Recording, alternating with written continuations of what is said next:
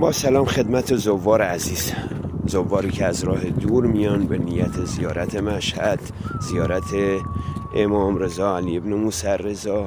و منم امروز وظیفه خودم دونستم یک جای کوچولو و خوشگلی را برای زواری که از راه دور میان و خستن و نمیتونن برن داخل شهر مشهد که بمونن بگن فردا صبح را بریم، یک جای قشنگی را میخوام معرفیشون کنم به نام خواجه مراد.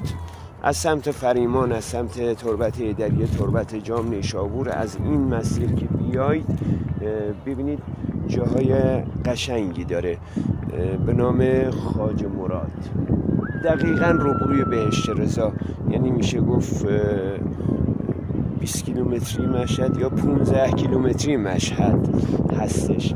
زوار عزیز به خاطری که نرن داخل شهر، بذار من از نمای دیگه بگیرم براشون، به خاطری که نرن داخل شهر شب تاریکه و بمونه برای فردا جای بهتری پیدا بکنن به طور اون تعداد آدمایی که رحم و مروتی ندارن نیفتن به طور اونها، بیان اینجا. جای قشنگ اتاق داره، اتاق خواب داره، اجاره میدن، غیر اجاره دارن.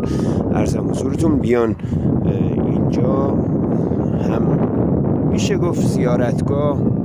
حالا یکی میگن یکی از یاران امام رضا بوده، من داخلش نرفتم، نمیدونم و نمیتونم. جای قشنگیه. اینم وظیفه خودم دونستم که برای زوار عزیز، اونم بهشت رضا و اونم دوردست شهر مشهد، زیارتتون قبول و نایب زیاره.